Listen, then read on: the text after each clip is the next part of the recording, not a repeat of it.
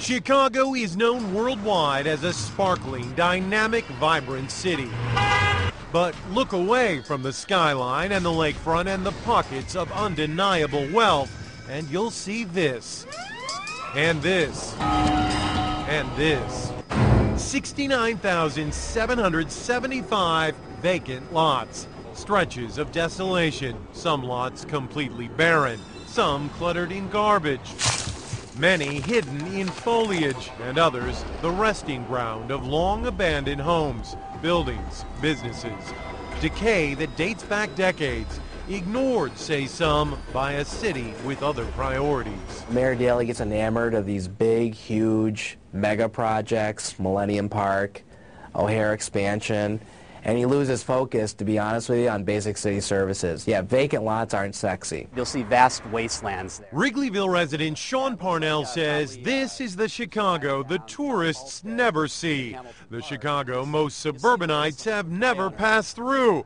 The Chicago even many Chicagoans have never set foot in. At the very best, they're eyesores. At the worst, they're dangerous for the community. Parnell has developed something he calls the Chicago Abandoned Lot Project, and his goal is to bring attention to this. It's a blighted building. And this. It's not properly secured. And this. When is enough enough? Well, I'm definitely fed up. Definitely. Carlos Lewis says the lot next door to his family's home on South Indiana has been a problem ever since a fire destroyed it 2 years ago. Drug users going down there and using their drugs back there. And then there's this Bucktown lot, vacant for at least 7 years. Neighbors say it's garbage-filled, rodent-infested, flood-damaged, and a homeless squatter lives in the garage. It's an absentee landowner that is just leaving their property to rot. Fox Chicago discovered the owner of this building actually lives here in this much more pleasant home in suburban Northbrook.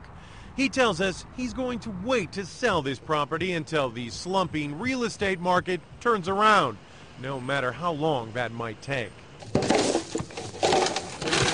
So rats fly out. Neighbors here on North Lawndale worried this lot had become a gang hideout. The kids be so afraid.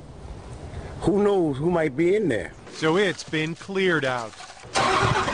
In fact, so far this year, the city has cleaned up more than 5,700 vacant lots and hauled away 47,000 tons of debris, all at a cost to taxpayers of nearly $7 million. Now I can go to the violation. The goal is to recoup the cost by fining the landowners, but that's not always easy. Sometime the owners are no longer alive. Then you have to go through, courts and court records. Maybe they're destitute. You don't know. The city owns more than 20% of Chicago's vacant lots, and most all of them are in the poorest neighborhoods on the west and south sides.